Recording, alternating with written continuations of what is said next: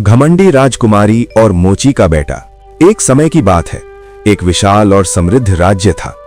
इस राज्य में एक राजकुमारी रहती थी जिसका नाम प्रतिमा था। प्रतिमा बहुत ही सुंदर थी। उसकी आंखें काली नीली, बाल जैसे काले बादल और चाल में एक राजसी गर्व था। लेकिन उसकी सुंदरता के साथ साथ उसके अंदर एक बहुत बड़ा दोष भी था, घमंड। प्रतिमा को यह विश्वास था कि वो इस दुनिया की सबसे बड़ी, सबसे सुंदर और सबसे महत्वपूर्ण महिला है। उसके लिए राजा रानी का नाम, महल की शान और सोने चांदी की सजावट से ज्यादा कोई चीज मायने नहीं रखती थी। वो लोगों की भावनाओं को कभी नहीं समझती थी। अगर कोई उसके सामने गलती से भी उसका सम्मान नहीं करता तो वो तुरंत उसका अपमान करती। राजकुमारी की सोच थी कि दुनिया उसी के इर्द गिर्द घूमती है। उसके लिए गरीबों का जीवन, मेहनत करने वालों की पीड़ा और इंसानियत का मतलब कुछ भी नहीं था। उसे केवल एक ही बात समझ आती थी, मैं राजा की बेटी हूं, इसीलिए मैं सबसे ऊपर हूं।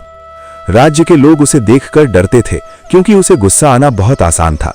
किसी भी छोटी बात पर वो चिल्ला देती और अपनी शान बचाने के लिए लोगों को नीचा दिखा देती। लोगों की नजर में वो केवल एक राजकुमारी नहीं थी, बल्कि एक ऐसी महिला थी जिसकी बात का मतलब केवल आदेश था। उसी राज्य के एक छोटे से गांव में एक मोची रहता था। मोची का नाम रामलाल था। रामलाल का परिवार बहुत ही साधारण था। उसके पास महल नहीं था, न कोई दौलत, न कोई शोहरत। उसके पास सिर्फ एक छोटी सी दुकान थी जहां वो जूतों की मरम्मत करता था। रामलाल की एक बेटी नहीं थी, बल्कि एक बेटा था, मोहन। मोहन बचपन से ही बहुत मेहनती और ईमानदार था। वो अपने पिता की दुकान में काम करता और समय मिलने पर गांव के बच्चों को पढ़ाई भी कराता। उसकी आंखों में सपने थे, लेकिन उसके सपने कभी भी उसके गरीब होने की वजह से नहीं टूटते थे। मोहन को पता था कि गरीबी किसी की पहचान नहीं होती, बल्कि मेहनत और ईमानदारी पहचान होती है। गांव के लोग मोहन को पसंद करते थे, लेकिन वो गरीब था, इसीलिए ऊंचे पदों पर बैठे लोग उसे तुच्छ समझते थे। कोई उसे सम्मान नहीं देता, कोई उसकी बात को महत्व नहीं देता। लेकिन मोहन ने कभी शिकायत नहीं की। वो बस अपने काम में लगा रहा। एक दिन राजकुमारी प्रतिमा ने अपने महल से निकला। वो चाहती थी कि राज्य के सभी लोग उसके सामने झुकें। उसने सोचा, अगर मैं गांव जाऊं और लोगों को अपने सामने झुकने को मजबूर करूं तो लोग मेरे घमंड को और अधिक स्वीकार करेंगे। राजकुमारी के साथ उसके दरबारी भी थे। वो गांव की ओर बढ़ी और जैसे ही गांव के लोग उसे देखे, वे डर के मारे ठहर गए। कुछ लोग ने तुरंत झुककर उसे प्रणाम किया, कुछ ने अपने हाथ जोड़कर कहा, महारानी आपका स्वागत है। लेकिन मोहन ने ऐसा नहीं किया। वो अपने काम में व्यस्त था। वो जूते सिल रहा था और उसके हाथों में कच्ची चमड़ी की खुशबू थी। उसने राजकुमारी को देखा, पर उसने झुककर प्रणाम नहीं किया। ये राजकुमारी के लिए किसी तरह के अपमान से कम नहीं था। उसने सोचा, ये गरीब लड़का कौन होता है जो मेरी तरफ नजर भी नहीं उठाता। राजकुमारी ने तुरंत अपने दरबारी से कहा, उस लड़के को बुलाओ, मैं उसे सिखाऊंगी कि राजकुमारी के सामने कैसे झुकना होता है। दरबारी ने मोहन को बुलाया। जब मोहन आया तो उसने विनम्रता से कहा, महारानी आपका स्वागत है। लेकिन राजकुमारी की आवाज में अब भी ठंडक थी। उसने कहा, तुम्हें पता है मैं कौन हूं? मैं राजकुमारी प्रतिमा हूं। तुम्हें मेरे सामने झुकना चाहिए था। तुम गरीब हो, इसीलिए तुम्हारे जैसी जाति के लोगों को मेरे सामने सिर झुकाना चाहिए। मोहन ने शांत होकर कहा, महारानी मैं आपकी पहचान जानता हूं, लेकिन मैं ये भी जानता हूं कि इंसानियत किसी की जाति, दौलत या पद से नहीं मापी जाती। मैं अपने दिल की ईमानदारी से आपके सामने खड़ा हूं। राजकुमारी का गुस्सा और बढ़ गया। उसने कहा, तुम्हें मेरे सामने खड़े होने की हिम्मत कैसे हुई? तुम तो सिर्फ मोची के बेटे हो, तुम्हारे पास क्या है? मोहन ने जवाब दिया, मेरे पास ईमानदारी है, मेहनत है और आत्मसम्मान है, और यही चीजें मुझे किसी से कम नहीं बनाती। राजकुमारी ने कहा, तुम्हारे पास सम्मान नहीं है, तुम गरीब हो, इसलिए तुम्हें मेरी बात माननी चाहिए। मोहन ने फिर कहा, महारानी मैं आपकी बात मानने से इनकार नहीं कर रहा, लेकिन मैं केवल ये चाहता हूं कि आप ये भी समझे कि इंसानियत सबसे ऊपर है। राजकुमारी ने मोहन की बात को मजाक बना दिया और हंसते हुए कहा, इंसानियत, ये तो गरीबों की बात होती है, राजकुमारी के लिए तो सम्मान ही सब कुछ है। मोहन ने फिर कहा, समझने की बात यह है कि सम्मान किसी के पैसों या रुतबे से नहीं आता, सम्मान आपके कर्मों से आता है। राजकुमारी का चेहरा लाल हो गया। उसने मोहन को अपमानित करने के लिए कहा, तुम्हें सिखाना होगा कि राजकुमारी के सामने कैसे झुकना होता है। अगर तुम नहीं झुकोगे तो मैं तुम्हें दंड दूंगी। मोहन ने विनम्रता से कहा, महारानी मैं झुक सकता हूं, लेकिन मैं झुकने से पहले यह जानना चाहता हूं कि आप अपने घमंड को छोड़कर इंसानियत को स्वीकार करेंगी या नहीं। राजकुमारी ने कहा, तुम्हें क्या लगता है मैं बदल जाऊंगी? तुम गरीब हो, इसलिए तुम मेरे लिए कुछ भी नहीं हो। मोहन ने सिर झुकाया और कहा, मैं सिर्फ यही जानना चाहता हूं कि आप इंसानियत को समझना चाहती हैं या नहीं। यदि आप चाहें तो मैं आपको दिखा सकता हूं कि असली ताकत क्या होती है, घमंड में नहीं बल्कि दूसरों की मदद में। राजकुमारी ने मोहन की बात सुनी, लेकिन उसके मन में सिर्फ एक विचार था, इस लड़के को सबक सिखाना है। और तभी राजकुमारी ने अपने दरबारियों से कहा, मैं कल एक प्रतियोगिता रखूंगी। जो भी व्यक्ति मेरे सवाल का सही उत्तर देगा मैं उसे इनाम दूंगी, और अगर वो गरीब लड़का आएगा तो मैं उसे सबक सिखाऊंगी। गांव के लोग ये सुनकर उत्साहित हो गए। कई लोग सोचने लगे कि राजकुमारी का प्रश्न क्या होगा और किसे इनाम मिलेगा। लेकिन मोहन के मन में एक अलग सोच थी। वो जानता था कि यह मौका है अपनी सच्चाई दिखाने का, और इसी के साथ कहानी का असली संघर्ष शुरू होने वाला था। अगले दिन राजकुमारी प्रतिमा ने अपने महल के दरबार में एक बड़ी घोषणा की। उसने कहा, मेरे राज्य में सबसे बुद्धिमान और सबसे सम्मानित व्यक्ति को मैं इनाम दूंगी। जो भी मेरे प्रश्न का सही उत्तर देगा वो मेरा खास सम्मान पाएगा। राजकुमारी की इस घोषणा का मकसद साफ था। वो चाहती थी कि मोची का बेटा मोहन भी आए और वो उसे सबके सामने अपमानित कर सके। उसने सोचा, गरीब लड़का मेरे सामने गलत उत्तर देगा और सभी लोग मेरी महानता देखेंगे। गांव के लोग सुनकर उत्साहित हो गए। कई लोग सोचने लगे कि ये सवाल क्या होगा। कई लोग खुद को बुद्धिमान समझते थे और सोचते थे कि वो राजकुमारी को सही उत्तर देंगे। लेकिन मोहन ने भी ये सुन लिया। मोहन के मन में एक अलग विचार था। वो जानता था कि ये अवसर सिर्फ सम्मान पाने का नहीं बल्कि सच्चाई दिखाने का भी है। वो जानता था कि राजकुमारी के घमंड का सामना करना आसान नहीं होगा, लेकिन उसने ठान लिया कि वो खुद को कमजोर नहीं बनने देगा। दूसरी ओर राजकुमारी भी तैयारी में लगी थी। वो अपने दरबारियों से कहती, मैं ऐसा सवाल पूछूंगी जिसका जवाब केवल धनी और शक्तिशाली लोग ही दे सकते हैं। मोहन जैसे गरीब लड़के का जवाब गलत होगा और मैं उसे सबके सामने अपमानित कर दूंगी। राजकुमारी ने यह भी तय किया कि वो सवाल बहुत कठिन रखेगी ताकि कोई भी सही उत्तर ना दे सके। लेकिन वो ये भूल गई कि सच्चाई और बुद्धिमत्ता कभी पैसों से नहीं खरीदी जा सकती। दिन आया और दरबार में लोग जमा हो गए। राजकुमारी ने ऊंचे सिंहासन पर बैठकर अपनी आंखों से सबको नापा। लोगों के चेहरे पर डर और उत्साह दोनों झलक रहे थे। कई लोग राजकुमारी के सामने झुककर उसे प्रणाम कर रहे थे। मोहन भी वहां आया। उसने विनम्रता से राजकुमारी को प्रणाम किया, लेकिन वो झुककर नहीं बोला। राजकुमारी का चेहरा लाल हो गया। उसने सोचा, ये गरीब लड़का फिर से मेरी बात नहीं मान रहा। राजकुमारी ने अपने दरबारियों को इशारा किया और कहा, यह लड़का मेरे सामने आया है, उसे बताओ कि वो अपना जवाब दे। मोहन ने कहा, महारानी, मैं तैयार हूं, आप अपना प्रश्न पूछिए।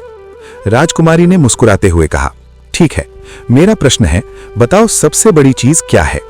दरबार में एक हलचल हुई। लोग सोचने लगे, ये तो आसान सवाल है। सबसे बड़ी चीज तो धन है, या फिर शक्ति, या फिर सौंदर्य, या फिर राज्य की महानता। कुछ लोगों ने तुरंत जवाब दिए, धन, सत्ता, सौंदर्य, राज्य की महानता। लेकिन राजकुमारी ने हर उत्तर को गलत करार दिया। उसने कहा, यह सब तो दिखावे की चीजें हैं, मुझे वो उत्तर चाहिए जो वास्तव में सबसे बड़ा हो। लोगों की उम्मीदें टूटने लगीं। कुछ लोग हंसने लगे, कुछ लोग घबरा गए, लेकिन मोहन शांत रहा। वो जानता था कि सच कभी छिपता नहीं। फिर मोहन ने अपनी आवाज में आत्मविश्वास के साथ कहा, महारानी, सबसे बड़ी चीज मानवता है। राजकुमारी ने हैरानी से पूछा, मानवता? ये क्या है? इसे कोई देख सकता है? इसे कोई खरीद सकता है? मोहन ने कहा, मानवता को आप देख सकते हैं जब कोई भूखे को खाना देता है, जब कोई अनाथ का हाथ पकड़ता है, जब कोई बिना स्वार्थ के मदद करता है। राजकुमारी ने ताने भरे स्वर में कहा, तुम गरीब हो, तुम्हारे पास कुछ भी नहीं है, तुम्हारी मानवता किस काम की? मेरे पास तो सब कुछ है, मैं सब कुछ कर सकती हूं। मोहन ने कहा, महारानी, आप सब कुछ कर सकती हैं, लेकिन क्या आप दूसरों के दर्द को महसूस कर सकती हैं? कभी आपने किसी गरीब के चेहरे पर मुस्कान लाने की कोशिश की है? राजकुमारी ने कहा, मैंने कभी किसी को दुखी नहीं किया, मैं तो केवल अपनी शान बचाती हूं। मोहन ने धीरे से कहा, शान बचाना ठीक है, लेकिन यदि वो शान दूसरों को नीचा दिखाकर मिलती है तो वो शान नहीं, घमंड है। राजकुमारी का गुस्सा बढ़ गया। उसने कहा, ठीक है, तुम्हें एक और काम करना होगा। तुम मेरे महल के सबसे ऊंचे टॉवर पर जाओ और वहां से एक गहना लाओ। अगर तुम नहीं ला सके तो तुम्हें दंड मिलेगा। राजकुमारी ने यह आदेश इसलिए दिया ताकि मोहन असफल हो जाए। वो सोच रही थी, गरीब लड़का टॉवर पर कैसे चढ़ेगा? वो गिर जाएगा और सबके सामने शर्मिंदा होगा। मोहन ने बिना डर के कहा, मैं करूंगा महारानी। मोहन टॉवर की ओर बढ़ा। टॉवर की सीढ़ियां पत्थर की थीं और बहुत ऊंची थीं। हर कदम पर हवा का दबाव बढ़ रहा था। मोहन ने अपने दिल में कहा, यह केवल एक परीक्षा है, मैं हार नहीं मानूंगा। टॉवर पर चढ़ते हुए मोहन ने देखा कि वहां सीढ़ियां जर्जर हो चुकी हैं, कुछ सीढ़ियां टूट रही थीं, लेकिन मोहन ने हार नहीं मानी। उसने धीरे धीरे चढ़ना जारी रखा। उसी समय राजकुमारी ने टॉवर की ओर देखा। वो सोच रही थी, ये लड़का गिर जाएगा और फिर मैं उसे सबके सामने अपमानित कर दूंगी। लेकिन जैसे जैसे मोहन ऊपर चढ़ता गया, राजकुमारी का मन अजीब से घबराने लगा, क्योंकि उसे लगा कि यह लड़का सच में कुछ अलग है। उसके भीतर एक अजीब सी उम्मीद जाग रही थी। क्या यह संभव है कि किसी गरीब लड़के में इतनी हिम्मत हो? मोहन जब टॉवर के ऊपर पहुंचा तो उसने देखा कि वहां एक सुंदर मोती की माला रखी है। माला चमक रही थी। मोहन ने माला उठाई और नीचे उतरने लगा, लेकिन नीचे उतरते समय सीढ़ी टूट गई। मोहन गिरने वाला था। उसने तुरंत दीवार को पकड़ लिया और खुद को संभाला। उसने अपने हाथों की ताकत से खुद को ऊपर उठाया और फिर धीरे धीरे नीचे आया। गांव के लोग और दरबारी सब चौंक गए। किसी ने सोचा, ये लड़का तो गिर गया लेकिन फिर भी बच गया। राजकुमारी भी स्तब्ध रह गई। मोहन जब नीचे आया तो उसने राजकुमारी को माला दी। राजकुमारी ने माला देखी और उसके चेहरे पर गुस्सा और शर्म दोनों थे। उसने कहा, तुमने ये माला तो ला दी, पर क्या तुमने इसे सम्मान के साथ लिया? क्या तुम जानते हो कि ये गहना किसका है? मोहन ने कहा, मुझे पता है महारानी, ये आपके लिए है। मैंने केवल ये साबित करना चाहा कि मेहनत और सच्चाई से कोई भी काम किया जा सकता है। राजकुमारी ने फिर भी कहा, तुम गरीब हो, तुम मेरे जैसा नहीं हो सकते, तुम्हारे पास सम्मान नहीं है। मोहन ने कहा, महारानी, सम्मान आपके पैसों से नहीं, आपके कर्मों से आता है, और कर्मों की कोई जाति नहीं होती। राजकुमारी के मन में एक हलचल हुई। वो पहली बार अपने भीतर झांकने लगी। उसने महसूस किया कि वो हमेशा दूसरों को नीचा दिखाती रही है, और शायद यही वजह है कि उसके पास कोई सच्चा दोस्त नहीं है। लेकिन राजकुमारी अभी भी अपनी शान नहीं छोड़ना चाहती थी। वो बोली, मैं तुमसे बात नहीं करूंगी, तुम केवल एक मोची के बेटे हो। मोहन ने शांत होकर कहा, महारानी, मैं आपके सामने झुकता नहीं, लेकिन मैं आपकी आत्मा की बात समझना चाहता हूं। अगर आप चाहें तो मैं आपको इंसानियत की सच्ची शिक्षा दे सकता हूं। राजकुमारी ने कहा, तुम्हें किस हक से मुझे शिक्षा देने का अधिकार है? मोहन ने कहा, किसी अधिकार से नहीं, बस इसीलिए क्योंकि मैं इंसान हूं और आप भी इंसान हैं। राजकुमारी के दिल में एक झटका सा लगा। वो सोचने लगी कि क्या वो सच में गलत है? क्या उसकी घमंडी सोच ही उसे अकेला बना रही है? और इसी सोच के साथ कहानी का अगला भाग शुरू होने वाला था।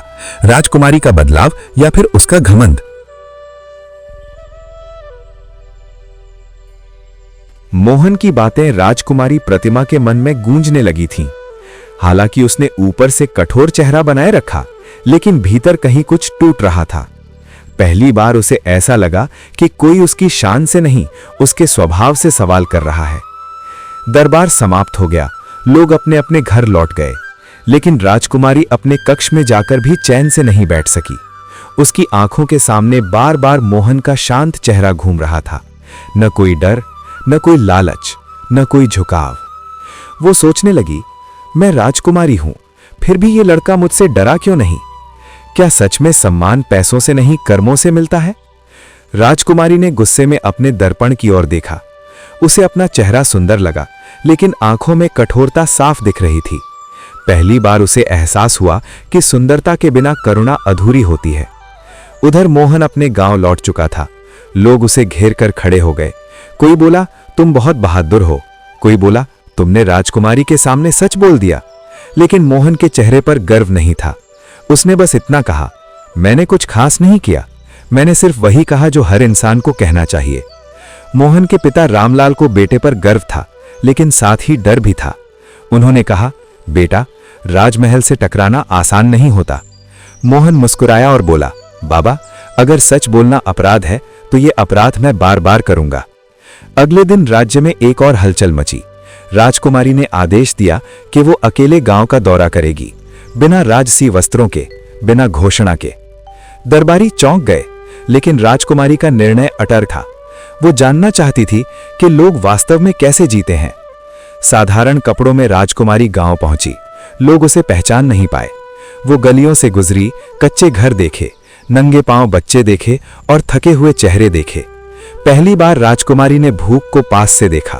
पहली बार उसने मेहनत की गंध महसूस की। पहली बार उसने किसी को बिना डर, बिना दिखावे के हंसते देखा। उसका दिल भारी हो गया। वो सोचने लगी, मैं राजकुमारी हूं, फिर भी किस बात पर घमंड करती रही। राजकुमारी मोहन की दुकान के पास पहुंची। मोहन जूते सिल रहा था। वो शांत था, जैसे हमेशा। राजकुमारी ने साधारण आवाज में पूछा, भैया, क्या आप जूते ठीक कर देंगे? मोहन ने सिर उठाया और उसने पहचान लिया, आंखों को नहीं, भावना को। उसने कहा, जरूर, लेकिन आप बैठिए, रास्ता लंबा लगता है। राजकुमारी बैठ गई। उसे पहली बार जमीन पर बैठने का अनुभव हुआ। कोई रेशमी गद्दा नहीं, कोई सोने का आसन नहीं। मोहन ने जूते सिलते हुए कहा, आप गांव में नई लगती हैं। राजकुमारी ने धीमी आवाज में कहा, हां, मैं जीवन को समझने आई हूं। मोहन ने उसकी ओर देखा और बोला, जीवन तब समझ आता है जब इंसान दूसरों को समझना सीख ले। यह वाक्य राजकुमारी के दिल में उतर गया। उसकी आंखें भर आईं, लेकिन उसने आंसू छिपा लिए। राजकुमारी ने पूछा, अगर कोई इंसान गलती करे तो क्या उसे बदलने का मौका मिलना चाहिए? मोहन ने बिना सोचे जवाब दिया, हां, क्योंकि इंसान की सबसे बड़ी ताकत यही है कि वो बदल सकता है। राजकुमारी की आंखों से एक आंसू गिर पड़ा। मोहन चौंक गया। वो समझ गया कि सामने बैठी महिला साधारण नहीं है। राजकुमारी ने कहा, महारानी, अगर कोई घमंडी हो और उसने बहुतों का दिल दुखाया हो तो क्या वो माफी के काबिल है? मोहन ने कहा, अगर उसकी माफी सच्ची हो तो भगवान भी माफ कर देता है। अब राजकुमारी खुद को रोक नहीं पाई। उसने कहा, मैं ही वो इंसान हूं। मोहन स्तब्ध रह गया, लेकिन उसने कोई डर नहीं दिखाया। वो खड़ा हुआ और बोला, महारानी। राजकुमारी ने हाथ जोड़ दिए। उसने कहा, नहीं, आज मैं राजकुमारी नहीं, एक साधारण इंसान हूं। उसने पहली बार किसी गरीब के सामने सिर झुकाया था, घमंड से नहीं, पश्चाताप से। राजकुमारी बोली, मैंने आपको और बहुतों को नीचा दिखाया। मुझे लगा शक्ति से सम्मान मिलता है, लेकिन आज समझ आई, सम्मान सेवा से मिलता है। मोहन ने शांत स्वर में कहा, यह समझ आ जाना ही सबसे बड़ा बदलाव है। राजकुमारी ने कहा, मुझे मार्गदर्शन चाहिए, क्या तुम मेरा साथ दोगे? मोहन ने कहा, मैं राजा या राजकुमारी का नहीं, इंसान का साथ देता हूं। राजकुमारी मुस्कुराई। वो मुस्कान पहली बार सच्ची थी। उस दिन राजकुमारी बिना किसी ऐलान के वापस महल लौटी, लेकिन वो वही नहीं थी जो गई थी। उसका घमंड टूट चुका था और उसके भीतर इंसानियत जाग चुकी थी। महल की दीवारें वही थीं, लेकिन राजकुमारी की सोच बदल चुकी थी। वो जान चुकी थी असली ऊंचाई सिंहासन से नहीं, झुकने से आती है। और इसी के साथ कहानी ने एक नया मोड़ ले लिया, जहां घमंड हार रहा था और मानवता जीत रही थी। राजकुमारी प्रतिमा का बदलता हुआ स्वभाव अब केवल उसके भीतर नहीं था, ये महल में भी दिखने लगा। वो अब अपने दरबार में पहले की तरह आदेश नहीं देती थी। वो अब लोगों से मिलती, उनकी बात सुनती और उन्हें सम्मान देती। दरबारियों को यह सब अजीब लग रहा था। वे सोचने लगे, राजकुमारी क्यों बदल गई? क्या किसी ने उसे धोखा दिया? कई लोग तो राजकुमारी के इस परिवर्तन को दिखावा समझने लगे। लेकिन राजकुमारी ने अब यह नहीं सोचा कि लोग क्या कहेंगे। उसके लिए अब सबसे महत्वपूर्ण बात यह थी कि वो सही दिशा में जाए। वो जानती थी कि बदलाव आसान नहीं है, लेकिन वो उसे स्वीकार कर चुकी थी। एक दिन राजकुमारी ने मोहन को अपने पास बुलाया। मोहन ने सोचा कि शायद राजकुमारी उसे फिर से चुनौती देगी, लेकिन राजकुमारी ने कहा, मोहन, मुझे तुम्हारी मदद चाहिए। मुझे ये नहीं पता कि कैसे लोगों को सच में मदद करूं।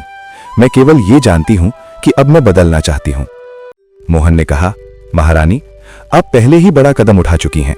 आपने अपने घमंड को पहचान लिया। अब बस आपको अपनी सोच को बदलना होगा। राजकुमारी ने कहा, मैं चाहती हूं कि हमारे राज्य में कोई भी भूखा ना रहे। मैं चाहती हूं कि बच्चों को पढ़ाई मिले।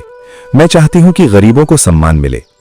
मोहन ने कहा, यह सब संभव है, लेकिन इसे सिर्फ राजकुमारी के आदेश से नहीं, लोगों के सहयोग से करना होगा। तुम्हें लोगों को जोड़ना होगा और उन्हें यह दिखाना होगा कि यह राज्य उनका भी है। राजकुमारी ने कहा, मैं यही करना चाहती हूं। और इसी के साथ राजकुमारी ने एक योजना बनाई। उसने घोषणा की कि अगले महीने राज्य भर में एक बड़ा सामाजिक कार्यक्रम रखा जाएगा, जिसमें सभी लोगों को आमंत्रित किया जाएगा, गरीब, अमीर, छोटे बड़े।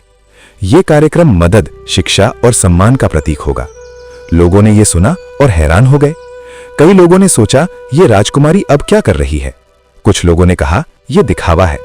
लेकिन मोहन को पता था कि यह सच्चा कदम है। कार्यक्रम का दिन आया। राजकुमारी ने अपने महल के दरवाजे खुले रखे। वो स्वयं लोगों के बीच बैठी और उनके दुखों को सुना। लोगों की आंखों में आशा थी। कई लोग तो आंसू बहा रहे थे, क्योंकि उन्हें लगता था कि आखिरकार कोई उन्हें सुन रहा है। राजकुमारी ने गरीबों को भोजन दिया, बच्चों को किताबें दी और महिलाओं को कढ़ाई और सिलाई के लिए सामग्री दी। वो स्वयं मजदूरों के साथ बैठकर काम करने लगी। लोगों ने देखा कि राजकुमारी अब केवल आदेश नहीं दे रही, बल्कि अपने हाथों से काम कर रही है। यह दृश्य इतना अनोखा था कि लोग चुपचाप देख रहे थे। कई लोग अपने आंसू रोक नहीं पाए। लेकिन उसी समय महल के कुछ दरबारी और राजा के कुछ सलाहकार इस बदलाव से खुश नहीं थे। वे सोचने लगे, अगर राजकुमारी गरीबों की मदद करेगी तो लोग हमें भी कम महत्व देंगे, हमारी सत्ता कमजोर होगी। वे राजकुमारी के खिलाफ षड्यंत्र करने लगे। उनके मन में यह विचार आया कि उन्हें राजकुमारी को वापस पुराने घमंड में लाना होगा, क्योंकि उनके लिए सत्ता ही सबसे बड़ी चीज थी। एक रात राजकुमारी के पास एक दरबारी आया। उसने कहा, महारानी, अगर आप इस तरह गरीबों की मदद करेंगी तो राज्य में असंतोष बढ़ेगा। लोग आपको राजकुमारी नहीं बल्कि उनकी दोस्त समझेंगे। ये ठीक नहीं है। राजकुमारी ने कहा, मैं राजकुमारी हूं, लेकिन मैं इंसान भी हूं। अगर मैं लोगों की मदद नहीं करूंगी तो मेरा राजा होने का क्या मतलब है?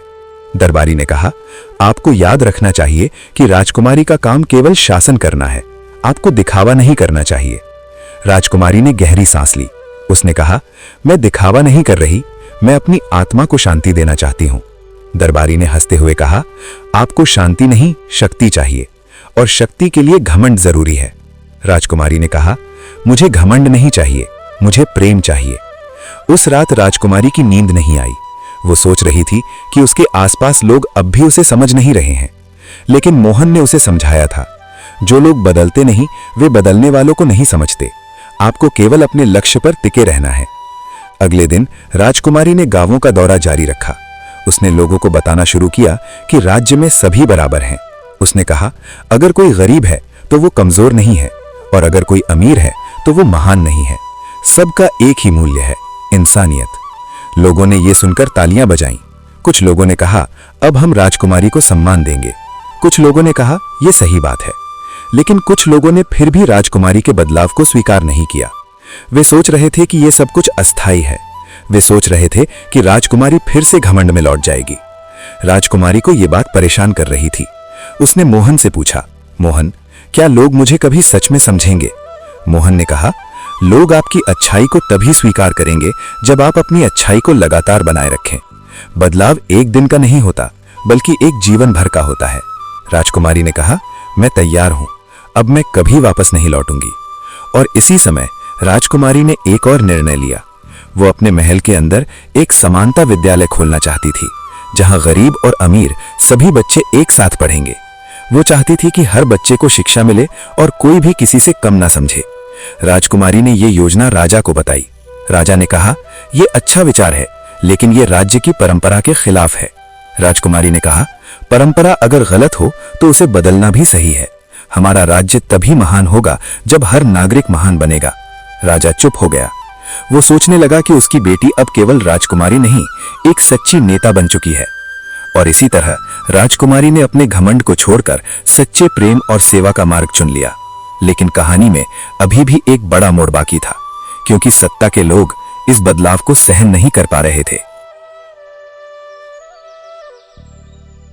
राजकुमारी प्रतिमा ने अपने घमंड को छोड़कर इंसानियत का मार्ग चुन लिया था। उसने गरीबों की मदद की, बच्चों को पढ़ाई दी और राज्य में समानता की बात की। लेकिन सभी लोग इस बदलाव को स्वीकार नहीं कर पाए। कुछ दरबारियों और राजकाज के सलाहकारों को यह सब अच्छा नहीं लग रहा था। उनका मानना था कि राजकुमारी का घमंड ही राज्य की ताकत है। अगर लोग राजकुमारी को दोस्त समझने लगेंगे तो वे अपनी सत्ता खो देंगे। उन लोगों ने मिलकर एक षड्यंत्र रचा। उन्होंने राजा को भ्रमित करने की योजना बनाई। उन्होंने कहा, महाराज, आपकी बेटी अब लोगों की दोस्त बन गई है। अगर ये जारी रहा तो लोग आपको भी कम सम्मान देंगे। राज्य में अव्यवस्था फैल जाएगी। राजा ने यह सुनकर चिंता की, लेकिन वो अपनी बेटी पर भरोसा भी करता था। राजा ने कहा, क्या यह सच है? सलाहकारों ने झूठे सबूत दिखाए, कुछ लोगों को खरीदकर, कुछ झूठे बयान लेकर। उन्होंने कहा, लोग कहते हैं कि राजकुमारी अब आम लोगों के साथ बैठती है और महल के नियमों को तोड़ रही है। राजा को यह सुनकर दुख हुआ। वो अपनी बेटी से मिलने गया। राजकुमारी ने राजा का आना देखा और उसके चेहरे पर चिंता थी। राजा ने कहा, प्रतिमा, क्या यह सच है कि तुम राज्य की परंपरा को तोड़ रही हो? लोग कह रहे हैं कि तुम महल की गरिमा को गिरा रही हो। राजकुमारी ने शांत होकर कहा, पिताजी, मैं महल की गरिमा नहीं गिरा रही, मैं केवल लोगों की गरिमा बढ़ा रही हूं। महल की गरिमा वही है जो अपने लोगों को सम्मान दे। राजा ने कहा, लेकिन लोग ये भी कहते हैं कि तुम गरीबों के साथ बहुत ज्यादा समय बिताती हो, क्या यह तुम्हें ठीक लगता है? राजकुमारी ने कहा, हाँ पिताजी, क्योंकि गरीब भी इंसान हैं, उनके जीवन में भी दर्द है, आशा है और सपने हैं। अगर हम उन्हें सम्मान देंगे तो समाज मजबूत होगा। राजा ने कहा, तुम्हारे साथ मोहन भी है ना? राजकुमारी ने सिर हिलाया। राजा ने मोहन के बारे में पूछा, वो कौन है? क्या वो तुम्हारे विचारों को प्रभावित कर रहा है? राजकुमारी ने कहा, मोहन एक सच्चा इंसान है। उसने मुझे दिखाया कि इंसानियत ही सबसे बड़ी शक्ति है। मैं उसकी मदद से राज्य को बेहतर बनाना चाहती हूं। राजा ने कहा, लेकिन वो गरीब है, क्या यह ठीक है कि तुम उसकी बातों को महत्व देती हो? राजकुमारी ने कहा, पिताजी, गरीबी किसी की असली पहचान नहीं होती। सच्ची पहचान तो इंसानियत होती है। अगर हम अपने राज्य को मजबूत बनाना चाहते हैं तो हमें हर व्यक्ति को सम्मान देना होगा। राजा ने चुप्पी साध ली। उसके मन में एक बड़ा संघर्ष था, क्योंकि वो अपनी बेटी से प्यार करता था, लेकिन उसकी सोच पर दबाव भी था। इसी बीच दरबार के कुछ लोग षड्यंत्र को आगे बढ़ाने लगे। उन्होंने राजकुमारी के खिलाफ एक बड़ा झूठ फैलाया कि राजकुमारी ने राज्य की धनराशि को गरीबों पर खर्च किया है और इससे राज्य की आर्थिक स्थिति बिगड़ गई है। राजा ने यह सुनकर बहुत गुस्सा किया। उसने कहा, यदि ये सच है तो राजकुमारी को दंड मिलना चाहिए। राजकुमारी ने कहा, पिताजी, आप मुझे सुनिए। मैंने राज्य की धनराशि को सही तरीके से खर्च किया है। मैंने गरीबों के लिए स्कूल, अस्पताल और भोजन का प्रबंध किया है। ये खर्च नहीं बल्कि निवेश है। राजा ने कहा, लेकिन लोग कह रहे हैं कि ये सब दिखावा है। क्या तुम दिखावा कर रही हो? राजकुमारी ने कहा, मैं दिखावा नहीं कर रही, मैं सच में लोगों की मदद कर रही हूं। और यदि ये दिखावा होता तो मैं ये अकेले नहीं कर सकती थी, क्योंकि लोगों की खुशी और आशीर्वाद मुझे मिल रहा है। राजा ने फिर पूछा, और मोहन, क्या वो तुम्हें अपने साथ जोड़ना चाहता है? राजकुमारी ने कहा, महाराज, मोहन ने मुझे कभी कुछ नहीं मांगा। वो केवल चाहता है कि मैं सही रास्ते पर चलूं, और उसने मुझे दिखाया कि असली सम्मान इंसानियत से आता है। राजा ने यह सुनकर मोहन को बुलाया। मोहन दरबार में आया और उसने विनम्रता से राजा को प्रणाम किया। राजा ने कहा, तुम गरीब हो फिर भी तुम इतनी हिम्मत कैसे रखते हो? मोहन ने कहा, महाराज, हिम्मत किसी की दौलत से नहीं आती, हिम्मत तो सच्चाई और ईमानदारी से आती है। मैंने राजकुमारी को सही मार्ग दिखाया है और अब मैं देश के लिए भी यही करना चाहता हूं। राजा ने मोहन की बात सुनी और उसकी आंखों में सच्चाई देखी। राजा ने कहा, तुम सच बोल रहे हो, मैंने तुम्हारे बारे में गलत सोचा था। मुझे तुम्हारी हिम्मत और सच्चाई पर गर्व है। लेकिन राजकुमारी के खिलाफ षड्यंत्र रुकने वाला नहीं था। दरबार के लोग राजा को गलत जानकारी देते रहे। राजा के मन में संदेह बढ़ता गया। एक दिन राजकुमारी को एक बुलावा आया। राजा ने उसे बुलाया और कहा, प्रतिमा, तुम्हें अपने व्यवहार के लिए राज्य के सामने जवाब देना होगा। यदि तुम गलत साबित हुई तो तुम्हें राज्य छोड़ना होगा। राजकुमारी ने शांति से कहा, मैं तैयार हूं पिताजी, मैं सच के साथ खड़ी हूं, और यदि मेरी गलती है तो मैं उसे स्वीकार करूंगी। राजकुमारी ने दरबार में सभी लोगों के सामने अपना पक्ष रखा। उसने बताया कि कैसे उसने गरीबों के लिए काम किया और कैसे उसने राज्य की बेहतरी के लिए योजनाएं बनाई। लेकिन कुछ लोग झूठ बोलते रहे। उन्होंने कहा, राजकुमारी ने राज्य की धनराशि खर्च की है, उसने अपने नाम पर लोगों को फायदा पहुंचाया है। राजकुमारी ने कहा, यह झूठ है। अगर आप सच जानना चाहते हैं तो मोहन से पूछिए। मोहन ने कहा, मैं सच कहूंगा। राजकुमारी ने राज्य की धनराशि को सही तरीके से खर्च किया है, और अगर किसी को समस्या है तो उसे राजकुमारी के साथ बैठकर समाधान करना चाहिए। राजा ने मोहन की बात सुनी। उसके मन में अब सच की रोशनी जलने लगी। राजा ने महसूस किया कि उसकी बेटी ने सही किया है, और जो लोग विरोध कर रहे थे वे केवल सत्ता के लिए विरोध कर रहे थे। राजा ने अपने दरबारियों को बुलाया और कहा, अब से राज्य में कोई भी व्यक्ति किसी भी वजह से अपमानित नहीं होगा। हम सब बराबर हैं। राजकुमारी का काम केवल शासन करना नहीं बल्कि लोगों की भलाई करना भी है। राजकुमारी ने अपने पिता की बात सुनकर खुशी से आंसू बहाए। उसने कहा, पिताजी, मैं धन्यवाद नहीं कहूंगी, क्योंकि ये मेरी जिम्मेदारी है। मैं केवल ये चाहती हूं कि हमारा राज्य प्यार और सम्मान से भरा रहे। और इस प्रकार घमंडी राजकुमारी और मोची का बेटा की कहानी का अंत हुआ, जहां घमंड हार गया और इंसानियत की जीत हुई। राज्य में समानता की बात फैल गई। लोगों ने सीखा कि इज्जत दौलत से नहीं, कर्म से मिलती है। और मोची का बेटा मोहन एक सच्चे इंसान की तरह राज्य के लोगों का आदर्श बन गया।